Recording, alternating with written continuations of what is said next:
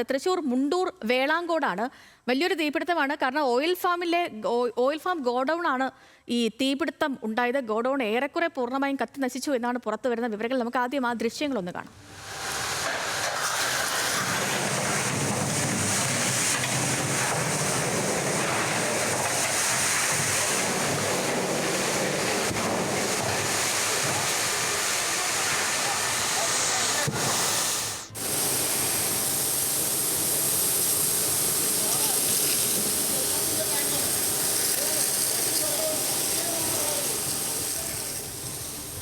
Levin K വിജയനുണ്ട് ഈ വാർത്തയുടെ കൂടുതൽ വിശദാംശങ്ങളുമായി. ലെവിൻ, ഓയിൽ ഫാമിലാണ് തീപിടുത്തം. അതുകൊണ്ട് തന്നെ ഫയർഫോഴ്സിനെ സംബന്ധിച്ച് ഏറെ ശ്രമകരമായിരുന്നിരിക്കും ഈ തീയണയ്ക്കൽ നടത്താൻ പറ്റിയത്. പക്ഷേ തീ അണച്ചു എന്നുള്ളത് വലിയ ആശ്വാസകരമായ കാര്യം.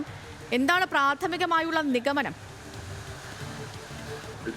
തീപിടുത്തത്തിന്റെ കാരണം ഇനിയും വ്യക്തമല്ല. വാഹനങ്ങളുടെ അടക്കമുള്ള ഓയിലുകൾ വിൽക്കുന്ന സ്ഥാപനം കൂടിയാണ് ഇത്. ഓയിൽ ഫാം എന്നുള്ളതാണ് പേര്.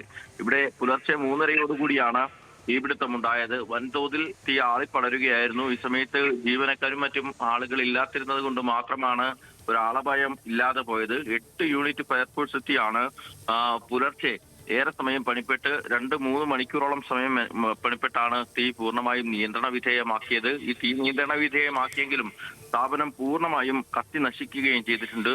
ലക്ഷക്കണക്കിന് രൂപയുടെ നഷ്ടമാണ് ഇതിനോടകം സംഭവിച്ചിട്ടുള്ളതായി ആ സ്ഥാപന ഉടമകളിൽ നിന്നടക്കം മനസ്സിലാക്കാൻ കഴിഞ്ഞിട്ടുള്ളത്. അതേപോലെ തന്നെ ഈ തീപിടുത്തത്തിന്റെ കാരണത്തെക്കുറിച്ചും ഇനിയും വ്യക്തമല്ല. സംഭവത്തിൽ ഫയർഫോഴ്സും പോലീസും അന്വേഷണം നടത്തുന്നുണ്ട്. വിശദമായ പരിശോധനകളും ഇതിന്റെ ഭാഗമായി നടത്തുമെന്നാണ് ഉദ്യോഗസ്ഥർ അറിയിച്ചിട്ടുള്ളത്.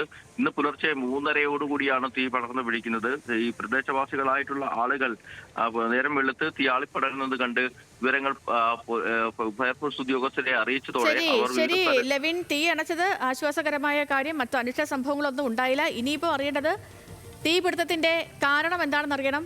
നാശനഷ്ടങ്ങളുമായി ബന്ധപ്പെട്ടുള്ള കണക്കെടുപ്പുകളൊക്കെ ഇനിയാകും വരിക. ശരി ലെവിൻ.